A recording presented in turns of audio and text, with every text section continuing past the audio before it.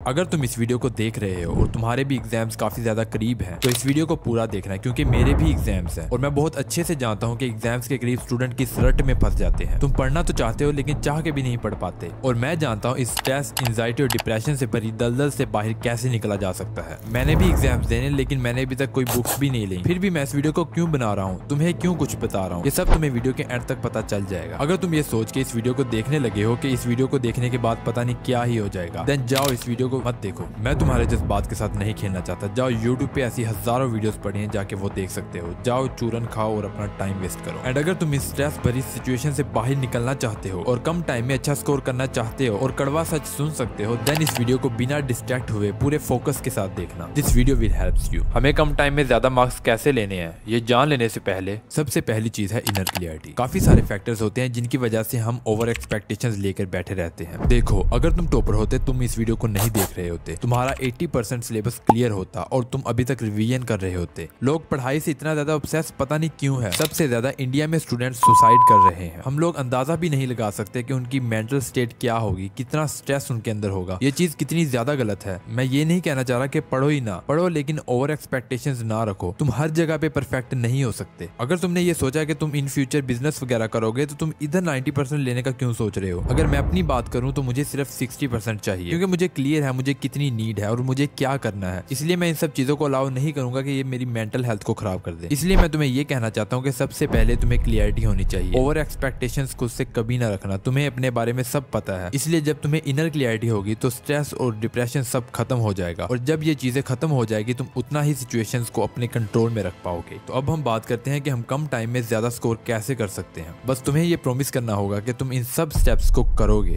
80-20 rule. इस rule के मुताबिक तुम 20% एफर्ट से 80% रिजल्ट निकाल सकते हो। ये रूल हर चीज पे अप्लाई होता है, पर तुम्हें पता होना चाहिए कि 20% एफर्ट्स कहाँ लगाने। तुम्हें सिलेबस का वही 20% पढ़ना है जहाँ से 80% मार्क्स आएंगे। बोर्ड एग्जाम्स एक स्पेसिफिक पैटर्न को फॉलो करते हैं। तुम्हें अच्छे से उसे डिकोड करना है। जो पास पेपर्स में बार बार क्वेश्चंस आए हैं, तुम्हें उन्हें एनालाइज करना है, और जो ज्यादा मार्क्स वाले हैं तुम्हें उन्हें फर्स्ट प्रायोरिटी देनी है, और यही 20% एफर्ट तुम्हें 80% मार्क्स देंगे। इस तरह से तुम्हारे एफर्ट जाया नहीं जाएंगे। Number 2, environment. अगर तुम्हारे पास बहुत ज्यादा कम टाइम है तो तुम्हें हाईली फोकस्ड रहना पड़ेगा, और हाईली फोकस्ड रहने के लिए तुम डिफरेंट चीजें ट्राई कर सकते हो। अगर तुम चाहो तो तुम शहर से बाहर जा सकते हो अपने रिश्तेदारों के पास, या अलग अलग जगह पर जाके पढ़ने का ट्राई कर सकते हो। या अगर तुम ऐसा नहीं कर सकते हो तो तुम अपने ही घर में एक कमरा ले सकते हो। तुम्हारे इर्द गिर्द सिर्फ तुम्हारे पढ़ने वाली किताबें हो, खाना पीना सोना और सारा मोबाइल वगैरह इस कमरे से बाहर हो। तुम्हें एक स्टडी जोन क्रिएट करना है जहाँ पर तुम किसी भी किस्म की और कोई एक्टिविटी नहीं कर रहे हो।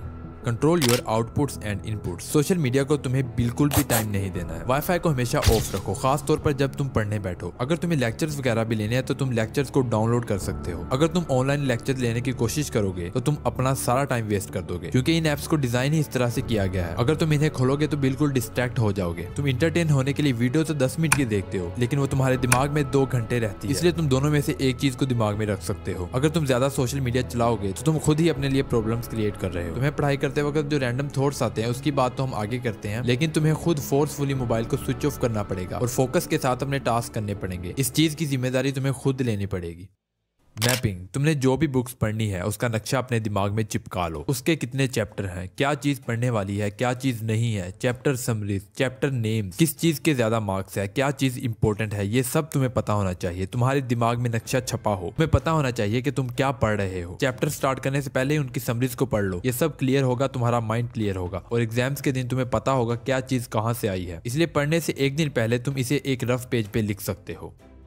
डेडलाइन। जब तुम्हें क्लियर हो जाए तुम्हें क्या करना है तो डेडलाइन जरूर बनाओ। इससे अर्जेंसी क्रिएट होगी। इसलिए जब भी तुम काम करने बैठो तो तुम आगे स्टॉप वॉच लगाकर बैठो, और कोशिश करो कि डेडलाइन से पहले तुम काम को खत्म कर दो। और तुम पोमोडोरो जैसी टेक्निक्स भी यूज कर सकते हो। ये चीजें तुम्हारी काफी हेल्प करेंगी हाईली फोकस रहने के लिए। उसके बाद है हार्ड टास्क। मैक्सिमम लोग प्रोक्रास्टिनेट करते हैं जब वो हार्ड चीजें फेस करते हैं। कोई भी चीज तुम्हें हार्ड लगे तो तुम उसे स्मॉल पीसेस में डिवाइड कर सकते हो। उसे आसान करो और फ्रस्ट्रेट नहीं होना। उसके बाद है रिवार्ड सिस्टम। काम खत्म करने के बाद तुम खेलने जा सकते हो। जिन चीजों से तुम्हें खुशी मिलती है तुम वो कर सकते हो, पर ध्यान रहे ऐसी चीजें ना करना जिससे तुम परमानेंटली डिस्ट्रैक्ट हो जाओ। रिवार्ड सिस्टम भी जरूरी है, इससे तुम डेली मोटिवेट होकर काम करते रहोगे।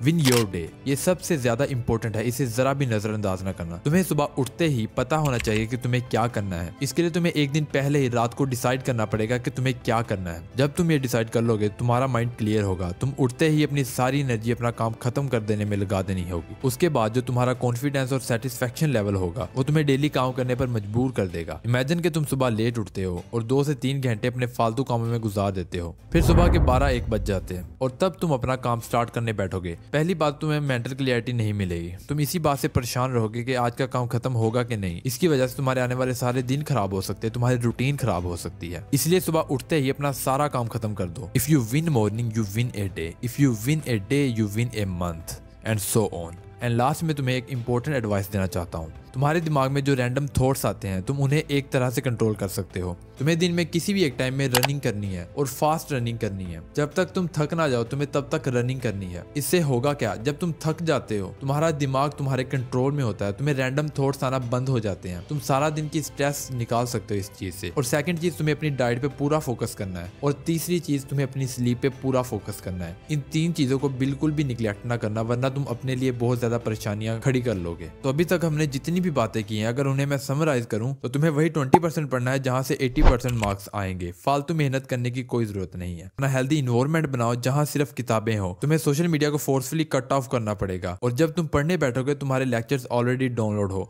अगर तुम कोशिश करोगे ऑनलाइन पढ़ने की, तुम डिस्ट्रैक्ट हो जाओगे और अपना सारा टाइम वेस्ट कर दोगे। पढ़ने से पहले अपनी पूरी बुक का रोड मैप बना लो। तुम्हें पता होना चाहिए कौन सी चीज कहाँ है। इससे चीजें बहुत ज्यादा आसान हो जाएगी और मेंटल क्लियरिटी बहुत ज्यादा हो जाएगी। और जब भी तुम पढ़ने बैठो तो डेडलाइन जरूर बनाओ, इससे एक्टिव स्टडी होगी। जो भी काम तुम्हें मुश्किल लगे उसे स्मॉल पीसेस में तोड़ दो ताकि तुम फ्रस्ट्रेट होकर प्रोक्रास्टिनेट ना करो। तुम्हें रात को प्लान करना है कि तुम्हें सुबह क्या करना है और सुबह कॉन्फिडेंस के साथ तुम्हें उठना है और अपनी सारी एनर्जी अपने काम खत्म कर देने में लगा देनी है। काम खत्म करने के बाद तुम्हें खुद को रिवार्ड देना है। तुम्हें वो चीजें करनी है जिससे तुम्हें खुशी मिले। सबसे इंपॉर्टेंट चीज जो तुम्हें बताना चाहता हूँ, ये सब चीजें तुम्हें प्रैक्टिस करनी पड़ेंगी। ये एक बार में नहीं होगा। और हाँ, एक और बात, तुम्हें बिल्कुल नहीं पता तुमने फ्यूचर में क्या करना है, इसलिए इन सब चीजों से इतना ज्यादा ऑब्सेस ना हो कि तुम अपनी मेंटल हेल्थ को तबाह कर रहे हो। तुम स्ट्रेस में अपनी टीनेज को बर्बाद कर रहे हो। और हमेशा खुश रहो, काम करते रहो।